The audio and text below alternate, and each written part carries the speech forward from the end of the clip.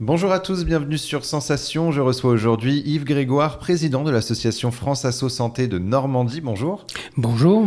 Alors si vous êtes invité aujourd'hui, c'est pour parler de l'association. Elle a été créée en mars 2017 et à l'initiative de 72 associations nationales. Alors quels sont les objectifs de France Asso Santé au quotidien ? Alors, France Asso Santé est un dispositif prévu par la loi pour représenter les usagers dans leur parcours dans le monde hospitalier, public ou privé. Nous sommes là donc pour défendre le droit des usagers, pour prendre la parole à leur place quand ils ne le peuvent pas et défendre donc les intérêts d'une population qui est un peu oubliée du monde des soignants. Ils oublient souvent qu'ils sont là avant tout pour satisfaire les usagers, sachant qu'un usager devient à terme possiblement un patient. Alors justement, vous défendez toutes les personnes en lien de près ou de loin avec la santé. Est-ce que ça comprend également le personnel hospitalier ? Alors non, nous on est centré uniquement sur les usagers, moyennant quoi effectivement ça peut avoir un impact sur les soignants eux-mêmes, parce que si on critique, on met à mal une manière de travailler ou des habitudes qui sont à nos yeux pas bonnes, ça peut effectivement impacter, mais on n'est pas là pour ça. On cherche une parfaite entente avec les soignants, ce qu'on arrive à faire à force de fréquentation et de discussion, mais bon voilà. Et plusieurs centaines d'associations sont regroupées au sein de France Asso Santé. De quelles associations parle-t-on et combien sont concernées en Normandie ? On est à peu près 80 associations, parmi des associations nationales comme la Ligue contre le cancer, AFM Téléthon, l'Association des diabétiques, etc., la DMD bien sûr. Nous sommes tous des associations qui doivent recevoir un agrément de la part du ministère pour représenter les usagers sur présentation d'un dossier qui est assez conséquent et rigoureux, et c'est accordé pour une période de 5 ans et renouvelé au bout de 5 ans au vu des actions qu'on a pu avoir en faveur des usagers. Et l'association a également publié un dossier de 20 propositions pour améliorer la participation des usagers au système de santé. Quel est l'objectif de ces propositions et qu'est-ce que vous appelez les usagers ? Alors les usagers, c'est tous ceux qui ont besoin d'un accès aux soins préventivement ou occasionnellement dans les établissements hospitaliers normands et français, peu importe, et avant qu'ils deviennent franchement malades, et à ce moment-là, ils changent de terminologie, ils deviennent des patients. Alors effectivement, on a fait 20 propositions pour améliorer principalement l'accès aux soins. Et nous sommes, récemment, le mois dernier, nous avons été associés dans le Conseil national de la refondation qui a été lancé au début septembre et dans lequel on apportera toute notre contribution pour faire entendre la voix des usagers. C'est pour une amélioration. Exemple très concret, c'est l'accès universel aux soins, les déserts médicaux, voilà, ce genre de l'égalité dans le traitement des soins. C'est pas normal que certaines populations soient défavorisées par rapport à l'accès aux soins.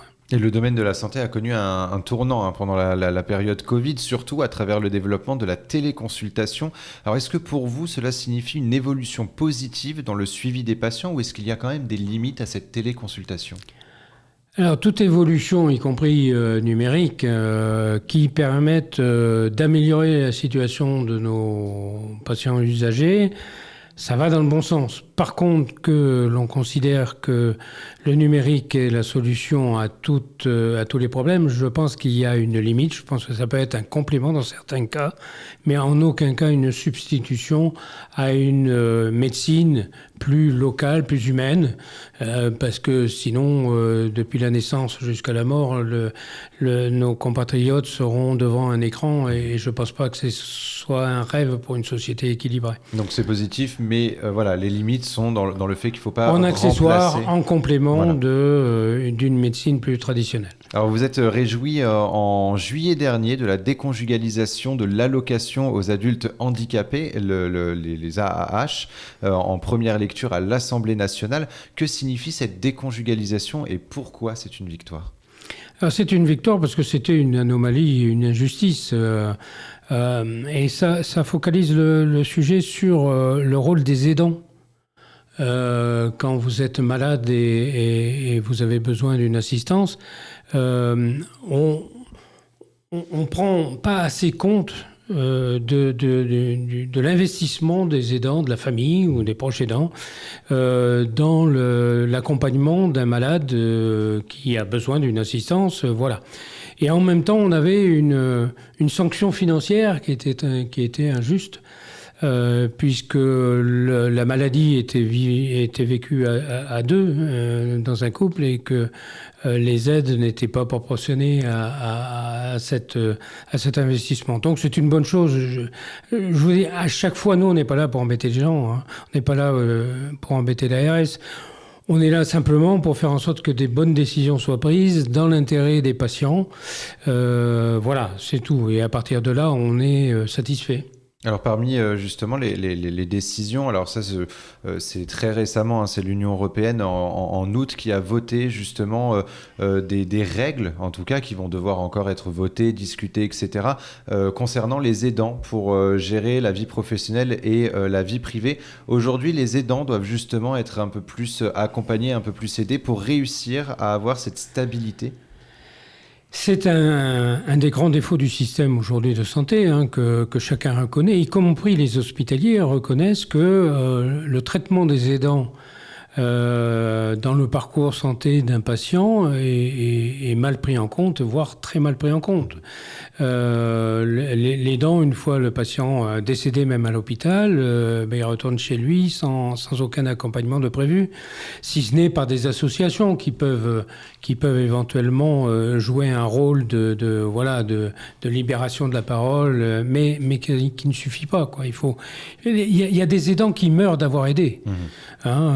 Et on a des cas très fréquents de ça. Et ça, c'est pas normal. C'est pas normal parce que, voilà, y compris à domicile également. Hein. À domicile, il y a des aidants qui sacrifient leur vie pour aider leurs proches et qui ont ensuite des pathologies graves parce qu'ils n'ont pas été pris en charge. Alors vous organisez également de nombreux webinaires, des rencontres, etc.